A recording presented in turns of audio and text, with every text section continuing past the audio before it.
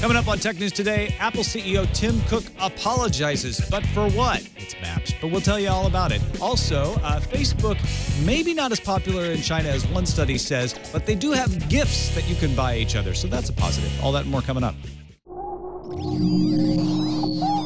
Netcasts you love. From people you trust. This is TWiT. Bandwidth for Tech News Today is provided by Cachefly at CACHEFLY.com.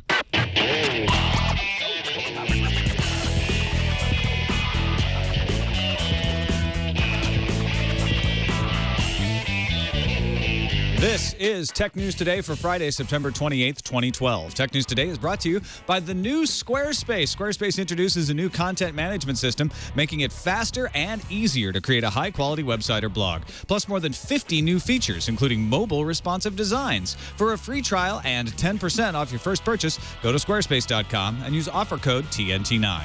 And by FreshBooks, the easy online invoicing app for small businesses that saves time and gets you paid faster. Join over 3.5 million FreshBooks users and try the service free for 30 days of unlimited use at freshbooks.com. Be sure to let them know you heard about it on Tech News Today. And by Gazelle, the fast and simple way to sell your iPhone, iPad, MacBook, or Android smartphones. Find out what your gadget is worth and get cash to upgrade to the latest iPhone at Gazelle.com. Welcome to Tech News Today. I'm Tom Merritt. I'm Sarah Lane. And I'm Jason Howell. MG Siegler joining us today. Ayaz Akhtar is off and about. We'll talk to him in a few minutes, but let's get started with the top 10 stories of the day in the News Fuse. Well, even Apple now admits their maps aren't all that they should be. Apple CEO Tim Cook posted a public letter on Apple's website apologizing for falling short with Apple Maps. Cook put the blame squarely on Apple and said while they work to make Apple Maps better, users might want to try out the Bing, MapQuest, or Waze apps, or even go to the web to use Google or Nokia Maps. He mentioned Google and Nokia by name. With AntennaGate, Apple gave out free cases. So maybe with that Map-ologate, they should give out atlases. Map-ologate? Yeah. I love that. You like that? I didn't coin that. I saw that somewhere. Oh, okay. I was going to give you credit, and I mean, I totally just made that up. Facebook has started rolling out its new gift service that allows users to choose, mail, and pay for real-world physical gifts. These are not stupid little virtual gifts, and then send them to their friends. They'll be tied to events like birthdays, anniversaries, stuff like that, but you can give a gift to anyone at any time for any reason. One of the more interesting parts is gifts will be available via mobile, which has been Facebook's biggest money-making challenge since going public earlier this year. So what's the first gift you're going to get me, huh? My adoration. Again. Yeah. Great. Sony has ridden to the rescue, agreeing to become the biggest shareholder in Olympus with an investment of 50 billion yen. That's about $645 million US. You may think of Olympus as a camera maker, but Olympus controls about 70% of the world's market for medical endoscopes. That revenue could help Sony make up for losses in the TV sales part of their business. Olympus has been looking for a partner to help it recover from a $1.7 billion accounting scandal. True story. Before I had my coffee, I read that headline this morning, and I thought that Sony was investing in the Olympics. Sony bought the Olympics? A weird partnership. All right, whatever. RIM announced its Q2 earnings yesterday and beat Wall Street's expectation with a net loss of $235 million, 45 cents per share. Sounds crazy, but that's actually kind of good news because analysts had predicted 46 cents per share, and it's also significantly better than last quarter when the company lost $518 million. But don't call it a comeback. They've been here for years. Even though they've been here for years, the company earned $329 million or 63 cents a share in this same period a year ago. T-Mobile USA has agreed to sell the farm, the cell tower farm. To sell the farm? Get it? That's funny. Crown Castle will pay Crown Castle will pay $2.4 billion for the rights to use T-Mobile's network of 7,200 cellular towers in the U.S. The money will help T-Mobile pay to roll out LTE service, and it's sort of a rent-to-own deal. Crown Castle will run the towers for 28 years with an option to acquire them at the end of that time by paying another $2.4 billion. Multiple sources are telling Bloomberg that Dish Network is talking to multiple networks about offering channels over the internet. The idea is to offer consumers more choices to buy programming that they actually want and could change the dynamics of the pay TV business by breaking up the bundles that force consumers to pay for channels they don't necessarily want, like potentially sports, which is unsurprisingly expensive for a company like Dish to have rights to. ICM Registry has suffered a lot, folks. They won the contract to solely administer the .xxx domain, and now, finally, the lawsuits, the protests, and the censorship are all going to prove worth it, because people are going to love the company's new search engine. Search.xxx not only gives you a separate way to search the domain away from your Google history, for instance, but it scans for malware and allows you to narrow the search to your tastes. Ugh. Tastes. I said tastes. Samsung, Acer, Dell, HP, Asus, and other Intel and Microsoft partners showed up for the Intel-hosted event at the San Francisco Museum of Modern Art on Thursday to showcase upcoming Windows 8 tablets and hybrid laptops that use Intel's dual-core 1.8 gigahertz system on a chip, formerly codenamed Clover Trail. The Atom Z2760, which is so much better of a name than Clover Trail, will be released October 26th. When's the last time we had a good Digitimes rumor, Sarah? Never. No, actually. Been a while. Yeah, I guess so. Not only do we have one, but it's about an Android tablet. What? Digitimes reports Google is working with Asus on 2 new versions of the Nexus 7 set to hit markets by the end of the year. A thinner version of the current Nexus 7 would go for $199, and another model would sell for only $99. Asus Tech has denied the reports, according to Digitimes, but why make that stop a good rumor? Who cares? Got a little more news in the app.net world. While the company forces users, or asks them nicely, it is, up to us, to pay $50 a year to have an account, developers are going to get a cut of that cash. Dalton Caldwell, the maker of app.net and company, introduced a developer initiative program that rewards app makers with at least $20,000 each month if they make apps that people love. Starting October 1st, app.net will survey its users to help determine a rating for apps. That rating will determine what share of the money a developer can receive. This episode of Tech News Today brought to you by the new Squarespace.com. Now faster and easier to create a high-quality website or blog. You must have heard us talking about Squarespace. They've been a great supporter of TWiT and Tech News Today for a long time. But if you haven't tried them out, there's no better time than now. They've revamped everything. The templates are better looking than ever. It's easier to set things up. They now resize your website across platforms so it looks right no matter what device people are accessing it on. And the best part is you can try it out for free without even giving them any information. You don't have to give them a credit card or nothing. Just go to squarespace.com. Try it out right now. Try out one of those templates. Even if you don't have an idea for a website, just go do it. It'll give you an idea. You'll start looking at the templates. You're like, wait a minute, I could make a space fan website, or I could start a website for that hot dog stand down the street that I've been trying to get on the web, and that's actually a true story. Somebody did that on Squarespace. So go give it a shot. Find out if you like Squarespace. I think you will. And if you do, sign up with this offer code TNT9 and you'll get 10% off your first month. Or if you pay for a year at once, you get 10% off the entire year. Plus, with a year, you get a free domain name. So no reason not to try it out. Go to squarespace.com right now. Give it a shot. And use that offer code TNT9 if you do decide to pay for this service. We thank Squarespace for their support of Tech News Today. Joining us now, Darren Kitchen out this week. Aya's Akhtar off until like next Thursday, I think. Yeah, I don't know what he's got doing. A vacation, a well-deserved vacation. Yeah. But we got MG Siegler, who's the Apple beat reporter for TechCrunch, among many other things. How's it going, MG? Hey, good. How's it going, guys? Thanks for joining us today. We have an Apple story for you to start off with. Oh, good. Have you heard about the Maps thing? No. Does the iPhone come with Maps? Yeah, that's a. Is that a feature now? Well, let Sarah explain. So we've talked quite a bit about how Maps has upset some folks. We've even heard from some folks who say, actually, I think it's better. So many people are unhappy with Apple yanking Google Maps, offering their own version of Maps. Not everybody, of course. And then there's been a bit of a kerfuffle and lots of conflicting stories about why exactly that partnership soured and melted down and why Google Maps went away when it did. Turns out enough folks have been vocal enough so that Apple has released an official statement coming from Tim Cook himself, the head honcho, the CEO. Well, allegedly. We didn't see him actually write it. It's true. I did not see him at the typewriter. Printing out. No, but this was Tim Cook, a statement that pretty much said, in as many words, listen, we understand that our Maps product is not up to snuff. We take responsibility, and we are sorry. Yeah. But we have a lot of people who are using iOS 6, He says that more than 100 million iOS devices are now using the new Apple Maps.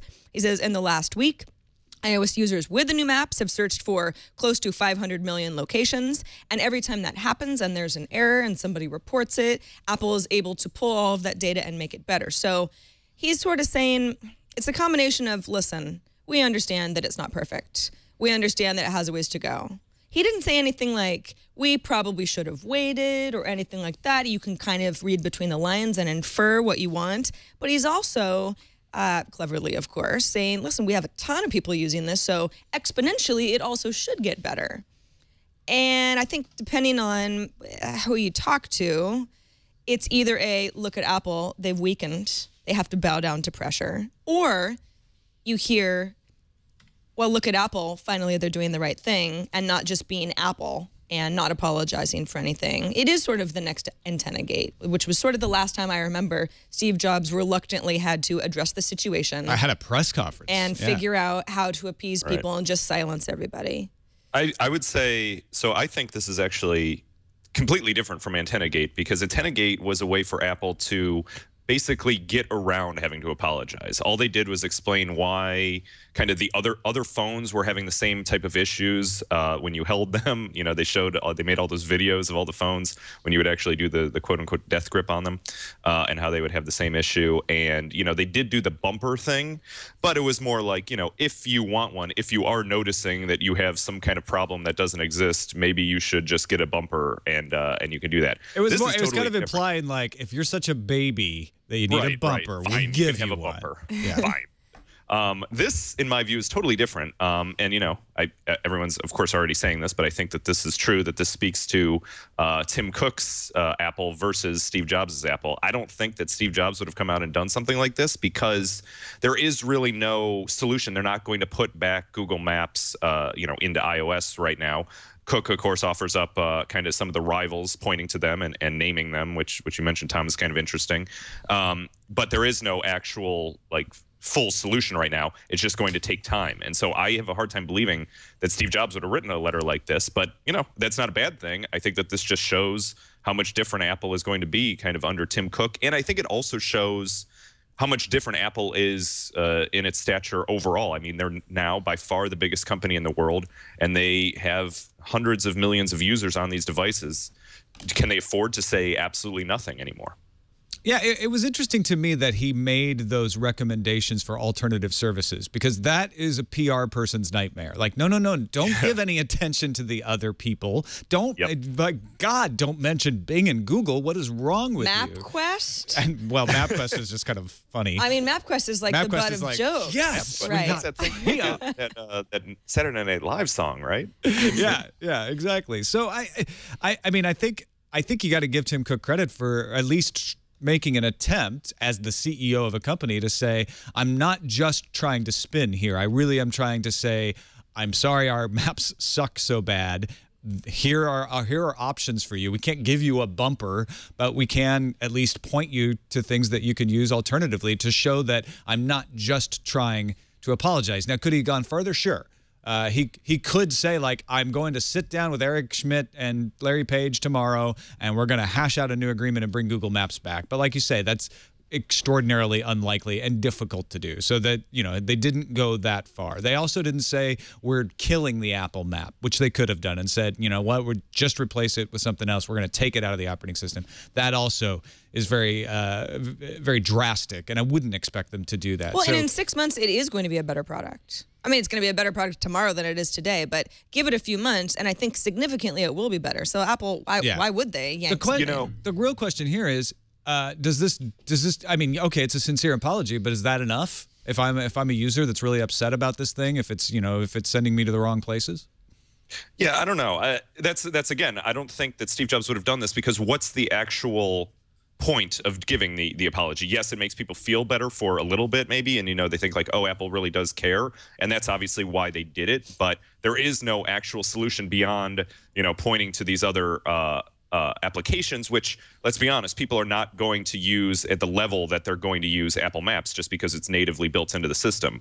You know, one thing that I think may be interesting, and I don't know if they would do this or not, but if they kind of quickly put out a new version of iOS 6 that had like error reporting more front and center, so you could quickly like hit a button. Because right now it's sort of buried. You know, you have to go into the basically the settings of Maps to report an actual problem. Maybe they do something, but again, that's kind of that kind of mucks up the interface, I guess, and makes it a little less of a great product. And it also puts front and center that there is a problem. But yeah, so I don't know what the other alternatives are. Actually, Gariri in the chat room had a really good alternative. Allow you to change the default map link within the operating system so that Apple Maps stays there. But if you want to switch it to Bing or MapQuest or Waze, you could say, unlike with the browser where it always goes to Safari no matter what other browser you use, put a hook in there that says, I would like my default map application to be something else. I don't think that's that interesting. happening. Yeah. And from on the other side of that, developers right now, when they use iOS SDK, they're using the Apple Maps, right? So they have to be just as annoyed about some of these issues. Could Apple, in turn say like, well, you're free to use, and here's a quick, easy way to use like Google Maps or use Bing Maps? Yeah. Now, they're not using, I know they use that Open Maps in the photo application, but they're not using Open Maps in Apple Maps, which I'm really disappointed in. Open because, Street Maps? Yeah, here's a chance to really create something that would be good for everyone, and that would give them some high ground to stand on to say, hey, we're contributing to a worldwide project here. Instead, they're just contributing to their own app. Yeah, that's interesting, especially because you think, well, that's not Apple. They're going to try and own all the technology that they have, and that for the most part is true. But they do contribute to WebKit, which is vital to both Safari and Chrome, as we all know. So it's not like they don't do things like this in the past, and it would be kind of cool if they were contributing data to OpenStreetMaps. I don't really see the downside of them doing that unless that they feel like they can build the best maps product in the world, which obviously they do down the road, or else they probably wouldn't have started this project. But it's not like they're going to be selling that data to other companies, because they would just use it as a total sell mechanism to get people to buy iPhones and iPads. Yeah, I don't see them losing anything if they had gone that way, and it would give them not an out, but it'd give them a chance to say, not only help us make the maps better, but help us make the maps better for everyone, not just for Apple. Because some people are like, it's really embarrassing for Apple to say, yeah, our maps aren't very good, but you can help us. Like, don't you have a pile of cash you can use to pay people? Why do I need to help you?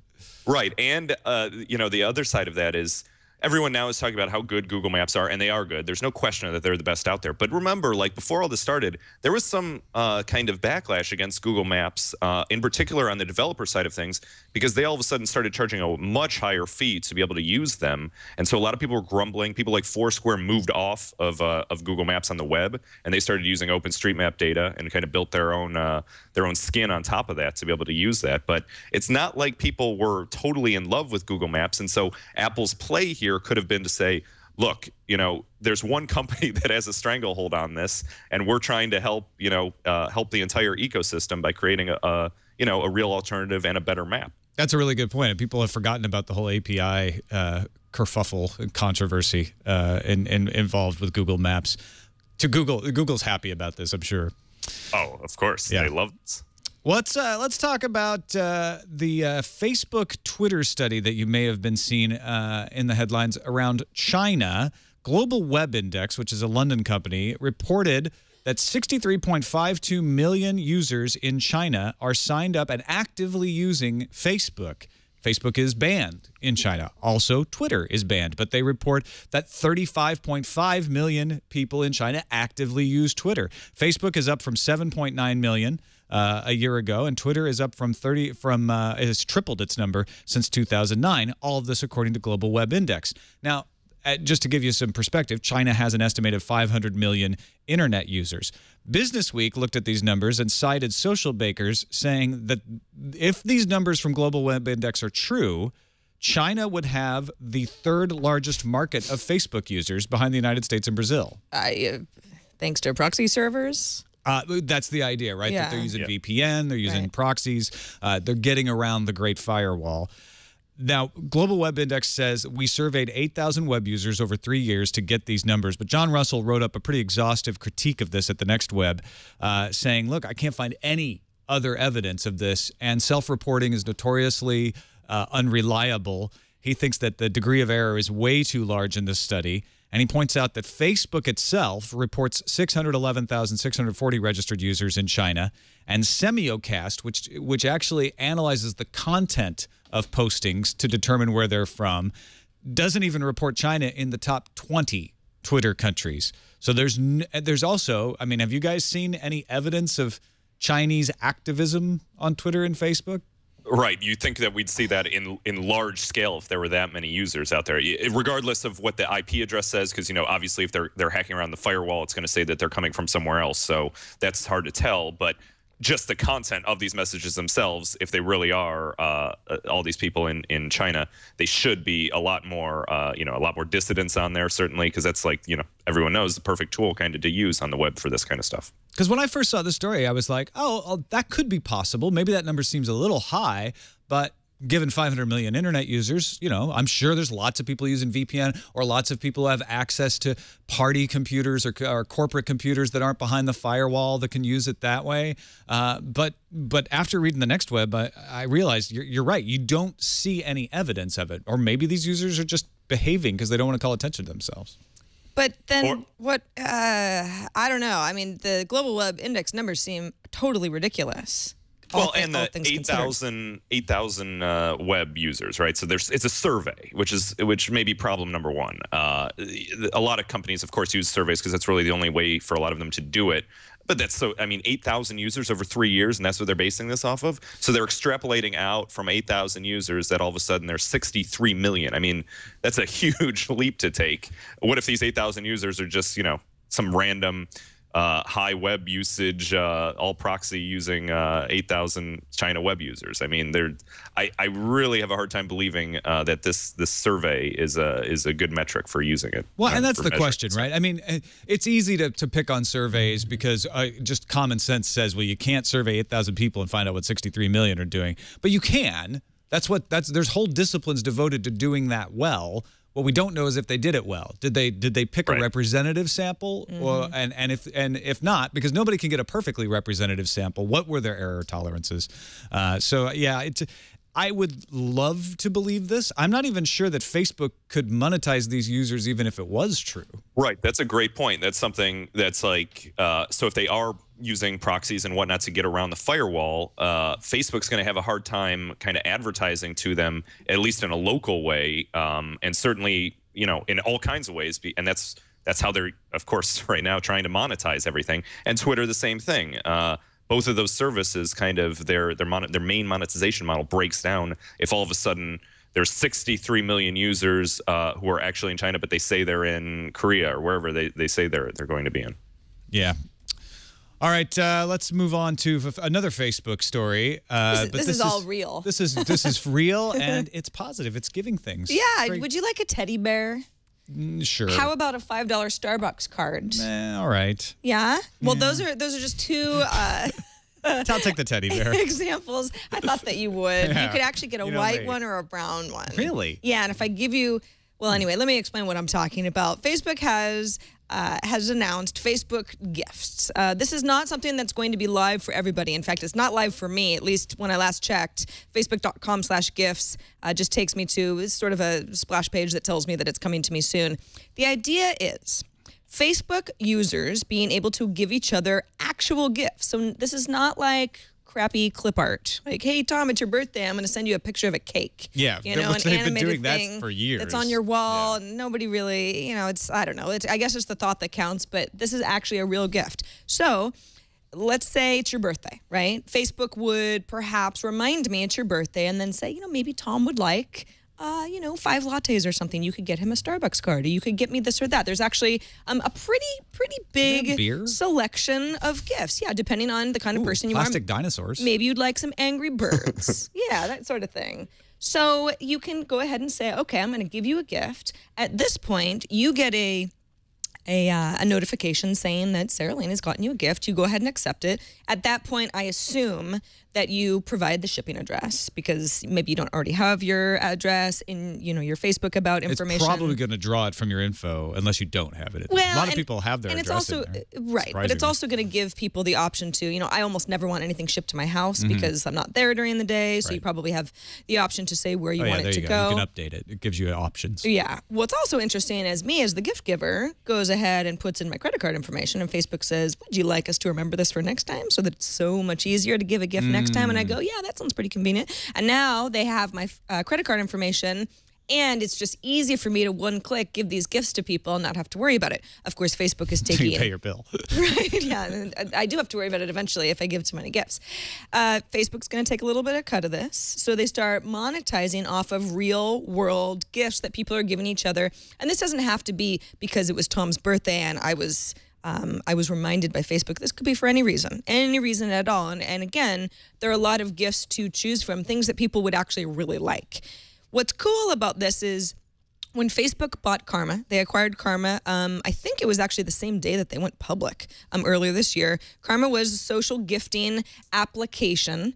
And it was sort of like, hey, people said, this will be interesting. This is definitely something that Facebook's going to do to help monetize down the road. But now we actually see exactly how that's rolling out. And this will be available via Facebook on the web, via Facebook mobile. Interestingly enough, it will be available on Android devices, mobile web, desktop web, but not iOS to start. iOS is still rolling out, which is probably has to do with submitting to the App Store. The 30% and it just, rule, the in-app purchase thing. Yeah. They want to do native code to be able to, make this as nice as the rest of experience. Because, the old version of Facebook, they could have just rolled it out via an HTML5 update. And maybe they try and do something like that as a stopgap if this takes too long to roll out. But yeah, I imagine they're trying to make an actual native experience. I also wouldn't be shocked if they eventually, if this is a success, that they do their own standalone app for something like this, kind of like they have for messages and for a few other things that they do. The Photos Facebook app. Photos, yeah.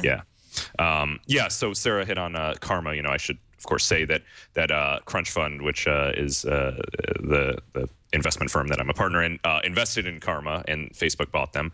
But I think it's great that they're actually using the team and some of the tech to be able to build something like this. You hear so much about acqui-hires these days, and that they just acquired the team and then they go and work on something totally unrelated. But in this case, they actually are using Karma for something that's directly related to what Karma was doing. And I was super excited about Karma when we were investor in it because they were doing exactly this, just without the scale of Facebook, of course. And so now it's pretty cool to be able to see if this will work at a billion user scale. Do we worry about, yes, we are going to worry about this. I could answer my own question right away, but how much should we worry about Facebook having credit card information? Because, Facebook is under a different set of judgment from people about private information. I don't know. Amazon has my credit card information. I'm not worried about it. Has your credit card information. Google has your credit card. Your credit card information. This was inevitable. Facebook was going to figure out a way to get your credit card information, and so I think this is a huge step for them if they can get a lot of people to put in that credit card information, because then it opens up a world of possibilities in terms of what they can do, especially on the mobile side of things, where it can be just like one-click buying of these different items. Yeah, I actually give them a one-time credit card number. If you're really worried about it, sure. What this could do, because Facebook is always people exaggerate the privacy risk with Facebook, and I'm not saying there aren't privacy risks, but if Facebook does something, it's always under much more scrutiny. Maybe this is a good way to get people to pay attention to safe practices for online commerce, just as a beneficial side effect. If you really need that little giraffe Chanel baby blanket, which I'm looking at right now for $71. Is that what you're getting me, MG? I've know been me looking so well. It's pretty good. They also have diapers for the 21st century. It sounds potentially Jason's good. going to need to stock up on those. I should buy him some. That's true. If you need to get me gifts, give me diapers. I feel like there's going to be the Facebook gift that's like the worst one. I've looked at some of these gifts and it's like, yeah, there's a teddy bear or whatever. A lot of people would like that. A lot more people probably wouldn't. But there are some gifts that you go, actually, that'd be pretty cool. And it'd be nice to get. Relatives are on Facebook. Exactly. So you're going to get like, oh, my uncle got me a giraffe. I can't believe. Yeah. It's like and we forget, but remember, Facebook had all those virtual gifts that they were Yep. doing for a while, the $1 things or whatever that people would post to the walls, and it virtual became sort cupcake. of like a gag thing. Yeah. So maybe some of the cheap ones here become some sort of gag thing too. That buttery soft caramels is the thing that everyone just posts on everyone's wall. Actually, I like myself a good buttery soft caramel from time to time. just get me a teddy bear. All right. My birthday's coming up. We know. I want We it. got the hint. What's cool is that if you get me a brown one, I can go ahead and quietly exchange it for the white one I was hoping you'd get me. True story. Nice. Yeah. Oh, well, that's good to know. So it's like actually. there's no pressure. Facebook credits on your account. This episode of Tech News Today also brought to you by FreshBooks. If you're in business for yourself, what's the one thing you love? You know it, getting paid. What's the one thing you hate? Doing the paperwork to get yourself paid. All that time to create all those invoices, deal with the awful paperwork is a real pain. And that's why I don't deal with it. I use FreshBooks. With FreshBooks, you set up your client, and if you're invoicing a client regularly, as we are, you're able to just set it up once, and then you just push a button. Okay, here you go. Send them another invoice. And FreshBooks takes care of all the reminders for you, so you don't have to pay attention. It sends them a reminder, sends you a reminder like, hey, this invoice is overdue from them. And they have no excuses because it's so easy to pay in FreshBooks. They can pay from a credit card right there on the web by clicking right from your email. So go try it out. If you're in business for yourself or you're working with contracting, you do a lot of invoicing, go to freshbooks.com, sign up for a free account, and you can get 30 days of unlimited use of all the features they offer. Set up all your clients, add your staff, everything you can do with no limits. Put it through its paces just by signing up at freshbooks.com. And be sure to tell them you heard about it from Tech News Today. That helps us out, helps them know that they got to you by advertising on our show. And you can probably save yourself a lot of time and pain. So again, if you sign up right now, you get 30 days of unlimited use of all the features, client, staff, everything, no limits, just by signing up at freshbooks.com. Try the service for free and let them know you heard about it on Tech News Today. And we thank them for their support of the show. Now, let's talk about the dream getting closer of subscribing to your television service over the internet. Yeah, I mean, MG and I are both cord cutters, so these are the sorts of stories that I go, interesting. More choices for me, perhaps. This is great. 5 people familiar with the matter. Not 3, not a few, but 5. As many as 5. Bloomberg reports that Dish Network is talking to a variety of networks like Viacom's MTV, Univision, which is Spanish language broadcaster, Scripps Networks, Interactive, owner of popular channels like Food Network and HGTV, about offering their channels over the internet. What that would be is basically an over-the-top service, online product that would charge a lower price for, someone like you or me to buy a smaller bundle of channels. So instead of, hey, I'm a Dish TV subscriber, I have 500 channels and I have to pay $80 a month, and that seems like too much, I only watch 5 of the channels, I might have the option to buy a smaller bundle of channels that I would actually watch.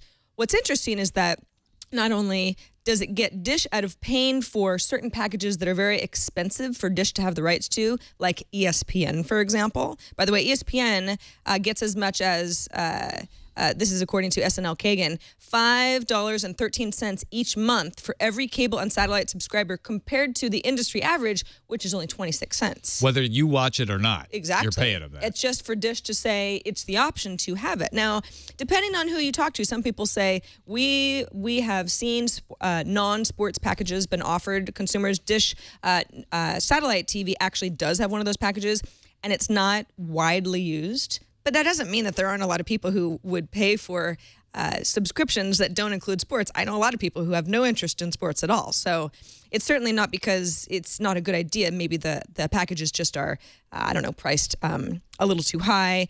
But this would also be not just another, it's Dish's Netflix or it's Dish's Hulu. This would be focused on live television. Yeah. Just fewer offerings. So it's not exactly a la carte, because you wouldn't exactly be able to say, okay, I don't want MTV, but I do like HGTV, but I'd also like AMC, and then let's do, a little bit of this or that. But you would have at least more options, not to have this bloated cable subscription that is just a waste of money. Now, what's interesting is that cable networks don't really like this idea as a rule, because breaking up your suite of channels and selling them a la carte means that it lowers the amount of available advertising inventory. And the way it works is, say Viacom, for example, they sell their ads at a lower rate than a network like CBS because there's more volume, right? So if you say, oh, well, now I'm not necessarily reaching the same amount of people, now the advertiser doesn't want to pay me as much because they sort of know the deal. So even if no one's ever watching MTV, Viacom can say, we're part of the package. Millions and millions of people have access to us. Yeah, I'm not sure how much that really makes a difference. I mean, I remember going through this at Tech TV, and it was like, yeah,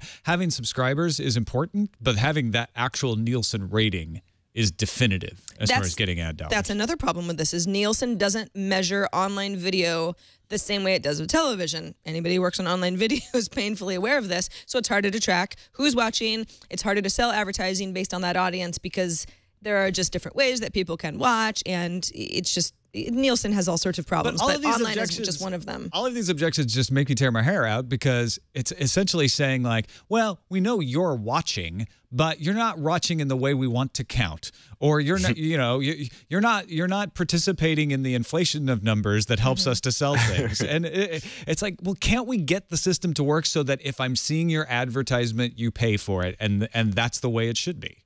Right, and like that's kind of the main point of this. All of this stuff that these bigger companies are talking about are pretty anti-consumer. There's no question that every consumer wants something like this. Why would you want to pay for all these channels that you're just not watching? I mean, no one watches every single channel, whether it's sports you don't watch or whether it's daytime television that you don't watch. So obviously every consumer wants this, but these companies are now just bickering about kind of the behind the scenes stuff. And, I think consumers should be more upset about this. I think they will be more going forward over time as more and more people watch things over the internet. And as this relates to Dish that we're talking about right now, but same idea with supposedly what Apple's talking about. They're trying to talk with all the network providers for whatever they do in the television space, and none of the guys want to do this.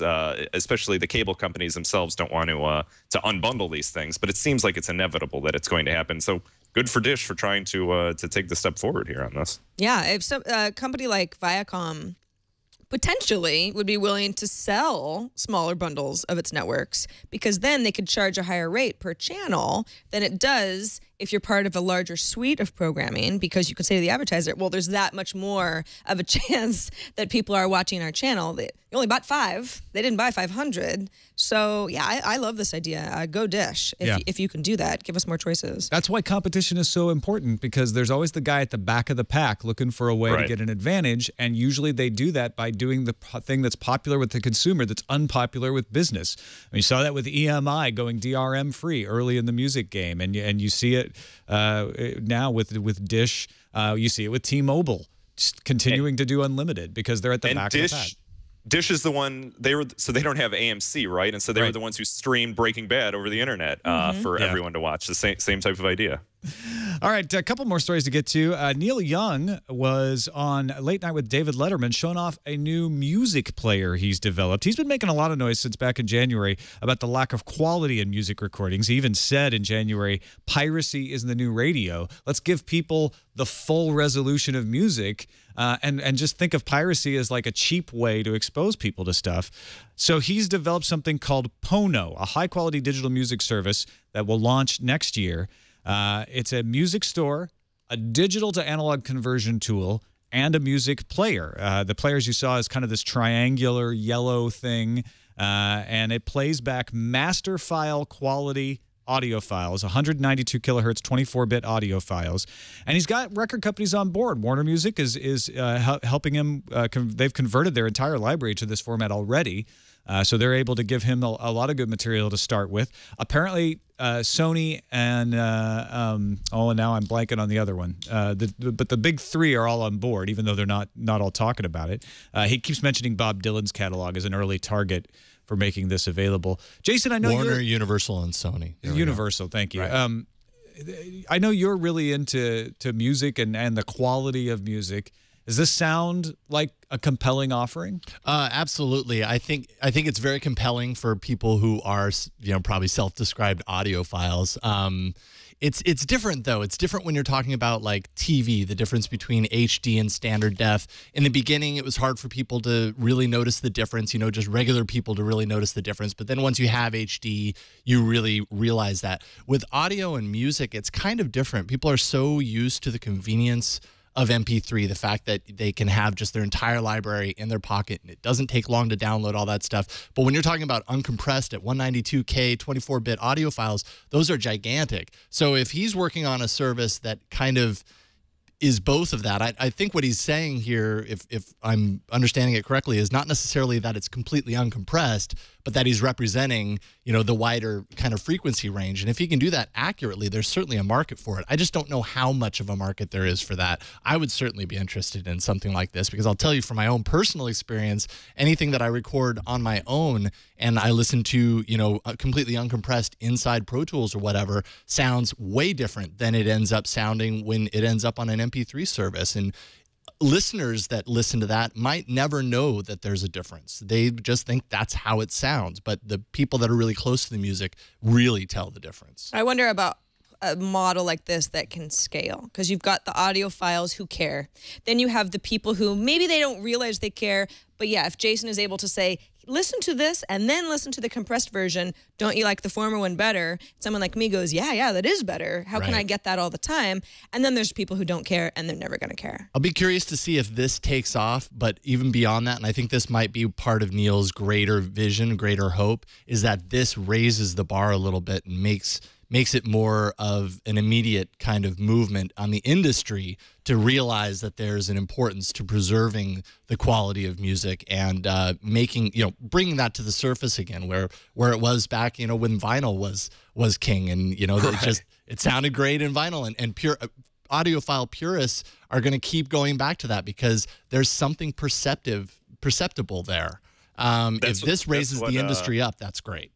That's what this really reminds me of, kind of the, back in the 90s when Pearl Jam would insist on releasing their albums in vinyl before they even did it on CD, just because they were trying to take a stance for higher quality, and they didn't like the way digital sounded or whatnot. Of course, they ended up then going fully digital as everyone did. But this is sort of the same idea and kind of interesting. I think.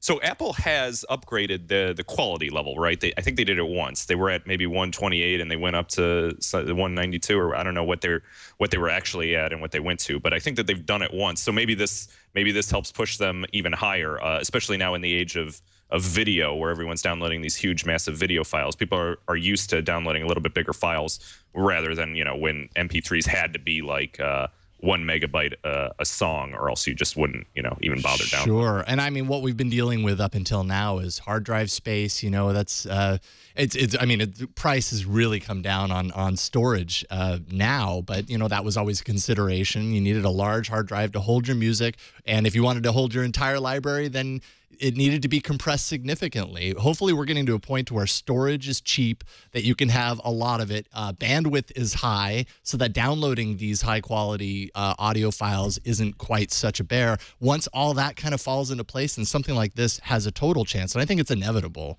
that eventually, if we're getting all of our music digitally, we get to a point to where it's higher quality. I think that's inevitable. It makes sense that it would go there. I think this is a key way that the industry can stay ahead of piracy without spinning its wheels trying to fight quote-unquote piracy, is to continually provide higher quality, better experiences for the media they're trying to deliver. Because the fight against piracy is not only quixotic, but it's having fallout that we see all the time. NASA's actual feed of the Mars Curiosity rover landing got pulled down off YouTube accidentally because it ran afoul of the robot that's trying to look for any copyright infringement. Another story today on TechDirt that Cody Jackson, who wrote Start Programming with Python while deployed in Iraq, had a torrent of it up because he gave it away for free. He's the author. He gets to do that. And one of the links to the torrent linked to the Pirate Bay. Another link linked to Demonoid. And Google Ads disallowed his site from using Google Ads because he was linking to these sites. Now, he wrote back to Google and said, look, I'm linking to these sites to my own stuff. It's not like every single thing on the Pirate Bay and Demonoid is against the law, and I'm not linking to that stuff. It's a distribution mechanism. But it was a robot, right? So he didn't get anywhere with it. It wasn't until TechDirt actually wrote up the story that Google contacted him and reinstated his site. But he has taken the links down because he's just afraid of it running afoul of a robot again. And so now he's linking directly to a torrent, which he said not sure if it's going to work. In fact, I tried it at home on my Windows machine, and I wasn't able to get it to download. But I don't know if it's just getting swamped or what. Yeah, what do you say? Yeah, I don't know. I mean, that sucks. Can you imagine Google saying, well, it's, you realize what you're linking to, but I am the author. But I don't care. And that's the problem with these things is they say, well, we need to ban the Pirate Bay. And people say, well, you can't just ban the Pirate Bay. That's not how the web works. Well, why not? Everything on there is against the law. Not everything is on there against the law. Show me something that's not against the law. Most everything is against the law. Well, most of it is, but then you have these sorts of situations. And it is a good distribution model, potentially one. Yeah, it certainly reaches a lot of people. Yeah. There's a lot of users on Pirate Bay. If you can, if you can market your own offering to all of those users in a certain way, that's a pretty good leg in. So Cody Jackson doesn't feel like, even though he's worked it out with Google the once, that he can now, I don't know, somehow be whitelisted from getting targeted again. So he has to change his distribution model just because he knows that the robots aren't perfect. Because he doesn't know what torrent site, what tracker he can link to that won't run him afoul of Google Ads robot again. And this is the problem with automatically going out. Yeah, you probably mostly are hitting infringing content, but not exclusively hitting infringing content. And is that okay? Are we okay as a society with throwing these guys under the bus in the name of progress? Yeah, and this is kind of stems from Google's newer stances against piracy, where as they have these deals with kind of content companies, especially now with what they're trying to do with like the Google Play and everything, they really need to be as friendly as possible with these guys, and so they're really trying to crack down on the torrenting stuff. And this is the unfortunate side effect. You think like, well, what bad can come of them removing links to piracy and doing that kind of stuff. There's all kinds of ramifications of them doing that if they're just not straight up doing what they promised and set out to do, which is just index every link on the web, regardless of if it's piracy or regardless of what the intentions are of the people who put up those links. Yeah. And so yeah, this is a slippery slope. Let's move on to the randomizer. This is much more fun. More fun than copyright takedown? Yeah, I know, it's hard to believe. Yeah. But I think it is. I love a good copyright takedown John story. Scalzi, the author, most recently of Red Shirts, but of Old Man's War and lots of other great sci-fi books, has an excellent blog. And he put up a post yesterday that just caught my fancy. He went into Google and typed every letter in the alphabet to see what it would autocomplete in his address bar as a test of like, what sites do I go to? I found it fascinating. He goes to, when he types B, he gets Gizmodo because of blog.gizmodo.com. But he also, some of the weirder letters, like I, he gets Ice Rocket, and he did a little explanation of each one of these, like for when I ego surf and don't use Google. K, he got Know Your Meme. This is so I don't feel lost when I go to Reddit. Part of what makes this good is his little explanations of all of these things. But I started doing it myself, and it was kind of enlightening to see, like when I type, when I type Q, Quadiblock, John Savard's homepage came up. I think meaning I never type anything with Q in. You've never gone to Quora. No, I've gone to that. Yeah, not recently. No. Yeah. I mean, his Q was Quick Meme, John Scalzi's. What do you get when you type in? When I type in Q. Quarterly.co. TM. Wow. I don't know what that is. Let's go and find out. I apparently have been there before. Oh gosh, what's it going to be? Subscription service that enables people to receive physical items in the mail from influential contributors of their choice. Has Facebook heard about this? Somebody said, what happens when you type P? I get podtrack.com, which is the company that tracks all of our podcast traffic and does our ads here at TWiT and does some of my other shows as well. Pretty fun. I'm thinking about doing a post of my own like this. It's sort of like a true exercise in boredom that actually ended up being very interesting and a fun topic of discussion. Yeah, and this guy, believe me, is busy. He's not a bored man. He's probably just taking a break. Like, I need to clear my brain. I just thought it was really cool. Let's take a break and thank our other sponsor for today's show, Gazelle.com. If you are looking for a way to get some fast, simple cash, don't go to that side of town. Go to Gazelle.com, Gazelle.com.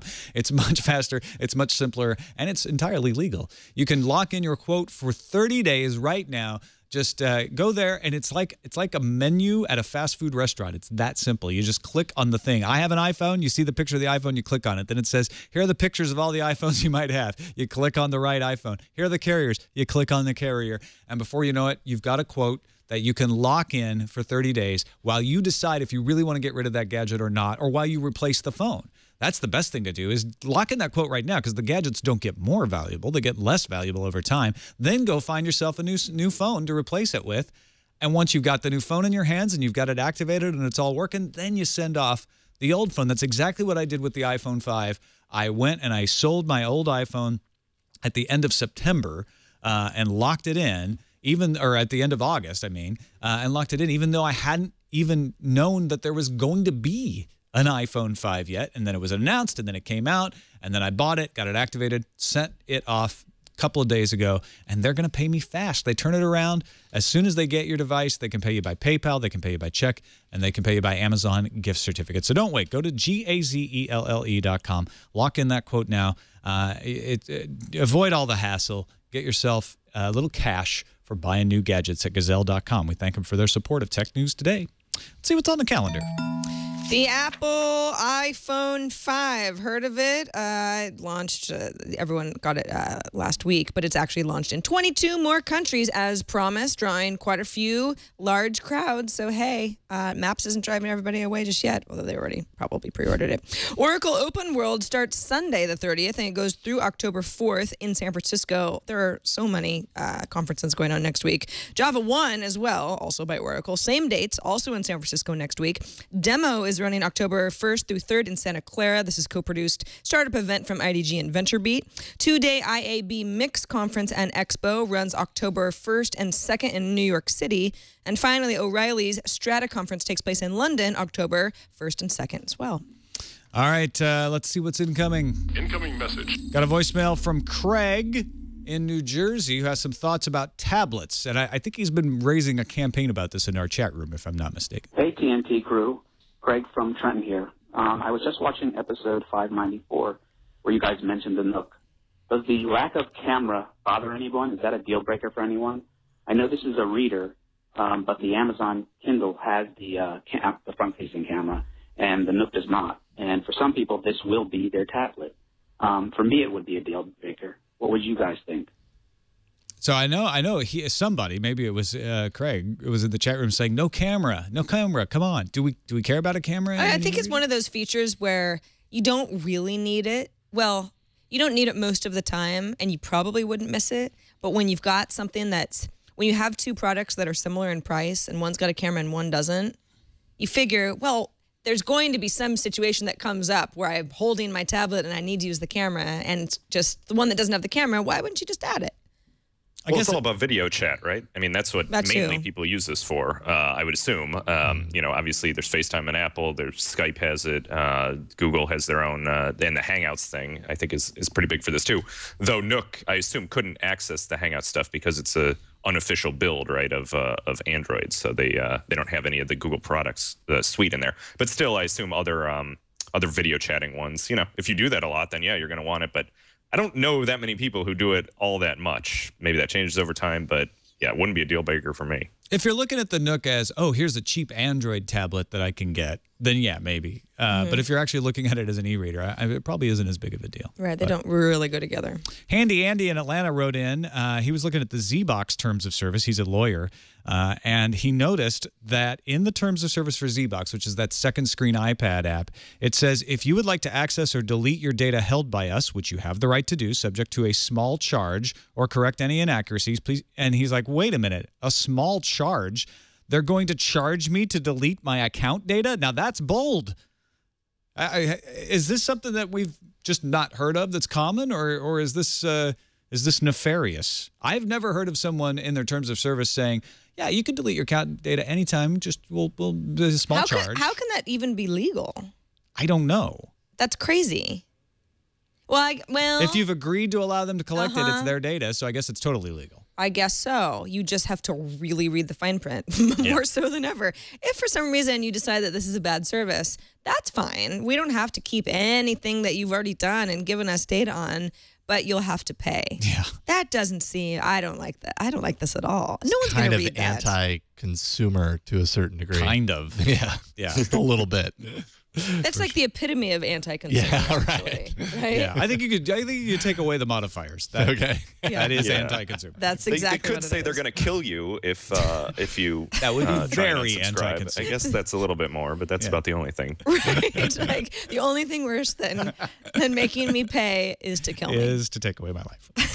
Well, that's it for this episode of Tech News Today. Thanks to everybody in our subreddit, technewstoday.reddit.com, that submits stories. Also want to remind folks, if they liked a particular part of any of our episodes at any point, you can let us know about it in our best of submissions. Just send an email to tnt@twit.tv and include the subject line best of. Tell us what the moment was, and if you got time code, throw that in there as well. MG Siegler, always great to have you on, man. It's great to hear your insights on stuff. Let folks know where they can follow what you're doing online. Oh, you can just follow me on Twitter at ParisLemon or ParisLemon.com or on TechCrunch. There. Excellent. We'll be back on Monday, folks. But until then, you can always find us on the web, twit.tv/TNT. You can email us, tnt@twit.tv, or give us a call and leave us a voicemail. Our phone number is 260-TNT-SHOW. Erica Ogg joins us on Monday. We'll see you then.